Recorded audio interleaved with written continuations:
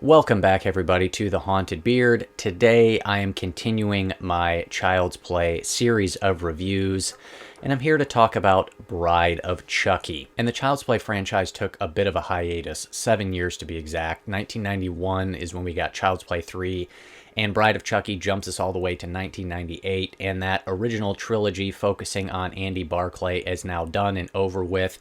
And Bride of Chucky starts kind of a new storyline, taking things in a new direction. So let's get into my thoughts. So the film opens up here and we see a police officer stealing some evidence out of an evidence room. And I like that we get a little bit of a slasher Easter egg here, right? We get to see the Jason hockey mask, the Leatherface chainsaw, we get the Freddy gloves, and the Michael Myers mask and stuff like that. So slasher fans are already kind of geeking out, which is fun. And I really like just some of the atmosphere here in the opening sequence as we find out that this cop has stolen evidence out of this locker and is meeting somebody at this kind of quiet, undisclosed location, and it turns out to be Jennifer Tilly. Ah, my perfect ass! Oh, I'm sorry, Joe. I was aiming for your spine. And she is there to meet the cop who is her boyfriend, and it turns out that he stole the Chucky doll out of evidence. And this is just a nice opening scene. I really like the way that they kind of shoot this, just in terms of the lighting. We get kind of just some nice atmospheric, shadowy lighting and stuff like that. I like the location where they meet up here. And then we get this opening kill, and I just love the shot after she strangles him. There's a shot outside of the car from underneath, and you just see his head fall down, and it comes right into frame, and then she gets out of the car and walks around, and this is like our main introduction to Jennifer Tilly's character. And it's such a great intro because she gets out, she's wearing high heels, she's decked out in leather dress, and it's just pretty fantastic. And here we know that Chucky has met his match. Well, hello, Dolly. The soundtrack here in Bride of Chucky is pretty killer. It's got just some nice hardcore rock and roll music. We get some Rob Zombie music over the opening credits, which is pretty fun stuff. So I like kind of the direction they take things there. We follow Tilly's character back to her mobile home, and we figure out that she is basically obsessed with Charles Lee Ray and is going to do whatever she can to bring Chucky back to life. And I have to say, I think Jennifer Tilly is probably about as perfect casting as you can get for this type of role. Obviously, her role when she transforms into the doll and becomes Tiffany is really good, but even just her physical presence there in person is really good as well. And I like, too, that Bride of Chucky, this is the first one where you can definitely see a very intentional shift towards comedy. They're kind of leaning into how ridiculous and absurd this whole situation is with a couple of killer dolls, right? And you've got Jennifer Tilly there opening up a Voodoo for Dummies book to try to resurrect Chucky, and it's just all pretty ridiculous, but also pretty funny. And I also love the new look of Chucky in this movie. It's just fantastic. It's more sinister. I love the stitched look. I love that she staples some of his hair back to his face. He's just gnarly and mangled and looks more sinister and evil. And I think the sort of redesign for the Chucky doll here is pretty top-notch. I dig it. And of course, the voodoo spell is successful, and Chucky resurrects back to life. And he gets his first kill here of Damien, the guy who is kind of like the sort of, I don't know, BDSM partner of Tiffany, I guess.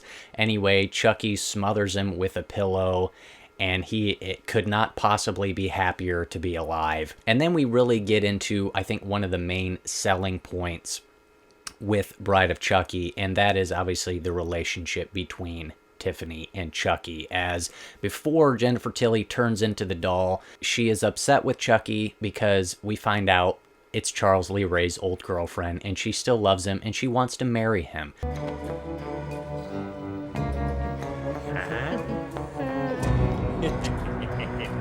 but Chucky doesn't want to, and he starts making some jokes, and it pisses her off, so she throws him in a cage.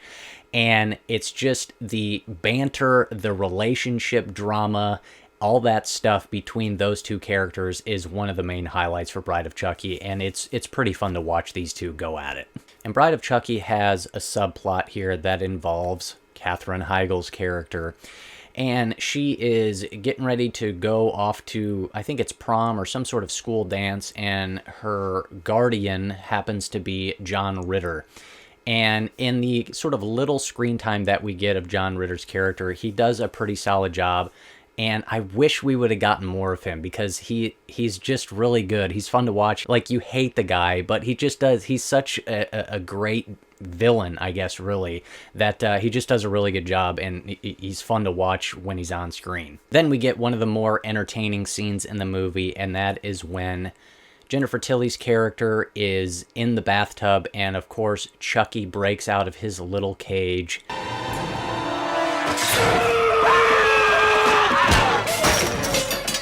And he electrocutes and kills her. And there's a particular shot in this whole sequence where Chucky is just standing there as all these bubbles start raining down on him, and just the look of pure happiness and bliss on his face.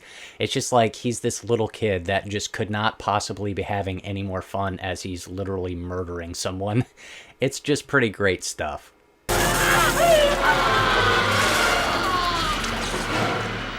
And then, of course, she resurrects and is now Tiffany, and Chucky and Tiffany are getting ready to unleash some mayhem, and here we go. You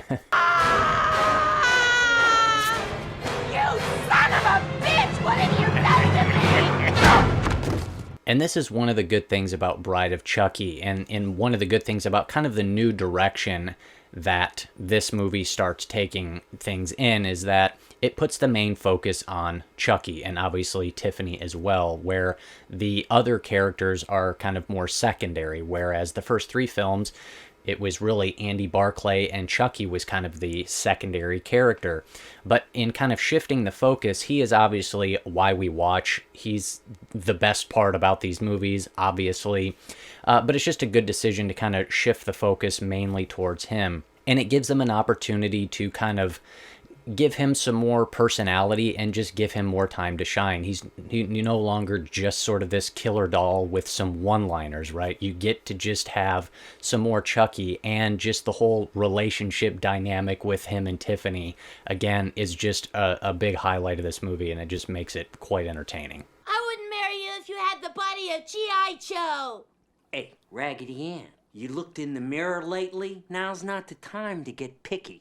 So what ends up happening is, it turns out that Katherine Heigl's boyfriend is living in the same trailer park as Tiffany, and she asks him, this happens right before she turns into the doll, but she asks him to transport some dolls for her, and so he takes the job, and before he heads out of town, he goes and picks up Katherine Heigl so they can escape her evil. It's not even her dad either. It's like her uncle or just her guardian or something like that. I was kind of confused about the relationship. I don't know why they didn't just make it her dad. Anyways, they want to escape John Ritter because he's terrible. And so they jump in the van together to travel across the country, basically. But of course, Chucky and Tiffany are there, and, well, we all know what's getting ready to happen. And this whole sequence as he goes to pick up Katherine Heigl is pretty great. Chucky's providing some commentary as the guy's sitting there professing his love for her, and, you know, Chucky's just about ready to puke his guts out, but of course he's got some nice zingers. And then him and Tiffany kind of get into it and just start going back and forth, and she's, you know, criticizing Chucky for his lack of creativity and his kills and stuff like that. For God's sake, Chucky, drag yourself into the 90s. Stabbings went out with Bundy and Dahmer. You look like Martha Stewart with that thing. Again, it's just more banter between them, just kind of, you know, ripping on each other. It's pretty great. And then, of course, John Ritter's kill comes up next, and this is just a top-notch kill with another slasher reference as well that I quite enjoy. And this one's good, too, because you get just some you get a gnarly kill out of this. You get some good gore. No!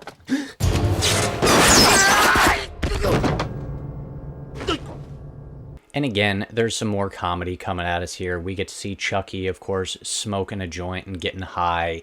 And then, of course, there's the scene after the Needle Nose, the police officer who's tailing Katherine Heigl and her boyfriend, blows up in this just gigantic fireball. And I gotta say, it certainly seems like Bride of Chucky has a bit of a higher budget. There's just definitely kind of some more production explosion, kind of bigger scope to this whole thing. But then, of course, we get another scene that made me laugh where Chucky's crawling across the sidewalk as he's trying to escape the incoming explosion of the police car, where he looks over at this dude in his car who's like high as a kite, and Chucky flips him the bird. It's just pretty funny. And now the police are after Jade and Jesse, Katherine Heigl and her boyfriend, because they're like leaving a trail of bodies wherever they go. And then we get another pretty fun sequence where Jesse proposes to Jade and they run off to this little wedding chapel to get married real quick.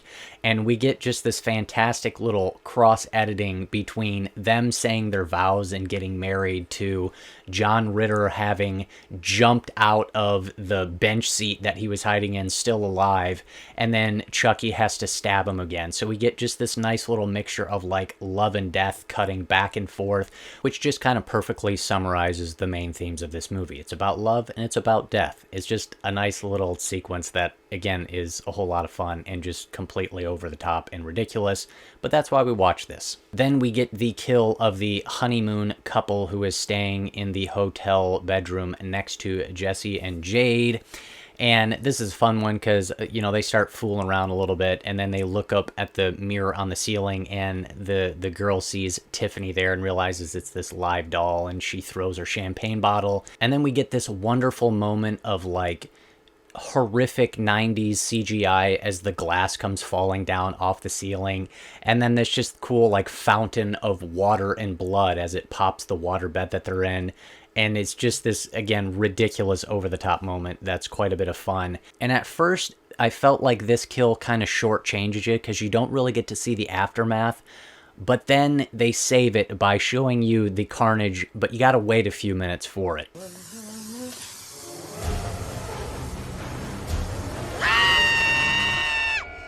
At this point, Jesse and Jade start freaking out because everywhere they go, people keep dying. And then they become suspicious of one another. They each think that each other is the killer. And then we get one of the most just hilariously absurd and great scenes in the entire movie, and that is when the character of David, who's one of their friends, catches up with them on the road, and he's trying to convince them both to, like, calm down. Hey guys, you love each other, you can trust one another. And then he finds John Ritter's dead body under the bench seat in the back, and now David starts freaking out, and he thinks they're both wacko. And so, he's got the gun and he's like pointing it back and forth at each of them. And then Chucky and Tiffany come alive, and then everybody freaks out. And then David gets out of the car, and of course they're on the highway, and he gets wiped out by a semi truck. And then Jesse and Jade have to take off because now the cops have arrived at the scene and they're chasing them in the van down the highway. And then of course Chucky pulls out a gun and shoots the cop car to get away. There's like so much insanity that happens in like 60 seconds of screen time. It's just an absolute riot. It's just a great sequence. So what ends up happening is Chucky all along is trying to get back to the grave of himself, of Charles Lee Ray, because he is now able to somehow recite the spell again to try to get himself back into his original body. And at this point, obviously Jesse and Jade know that Chucky and Tiffany are real live dolls. There's this whole sequence where the RV gets wrecked and everything. But then we get to sort of the last few minutes, the climax of the movie, if you will, at the graveyard. And I gotta be honest with you, the climax here it's a bit anticlimactic. It's a bit of a letdown. I think mainly because the first three Child's Play movies kind of build up your expectations a little bit here, as really the climax of those movies are kind of the big moments.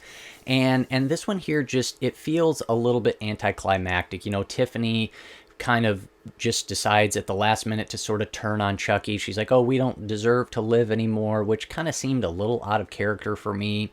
And so she turns on Chucky to try to ultimately just have them both get killed. And I think another reason why it feels a little bit anticlimactic is that we don't get some of just the cool, gory, practical effects with the doll and Chucky getting dismembered, right? Like, that's kind of one of the major features of the first 3 Child's Play movies. During that climax is we get to see Chucky just get absolutely annihilated. And here, he just takes a couple gunshots to the chest, and it's kind of like, okay. But then there is a little bit of saving grace in the last scene where you realize that Tiffany is pregnant and this demon Chucky doll baby comes climbing out of her, and then credits roll.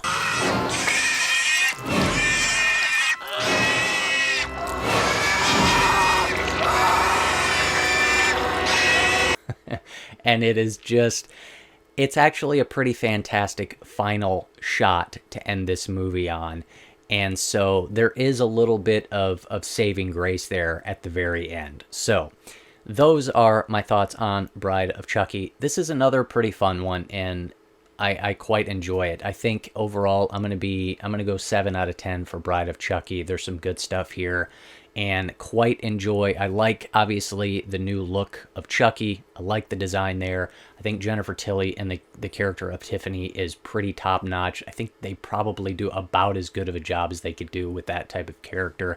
And you get some good kills, and you get some pretty good comedy here as well. And so, Bride of Chucky, it's a pretty fun time. So, those are my thoughts. Hit me up down below just like normal. Let me know your guys' thoughts on Bride of Chucky. Would love to hear from you. Up next, obviously, Seed of Chucky. And that's all I got for you today. Like always, if you like videos like this, please hit that subscribe button. I would greatly appreciate it. It is all horror and thriller movie content here on The Haunted Beard. And I'll see you next time on The Haunted Beard.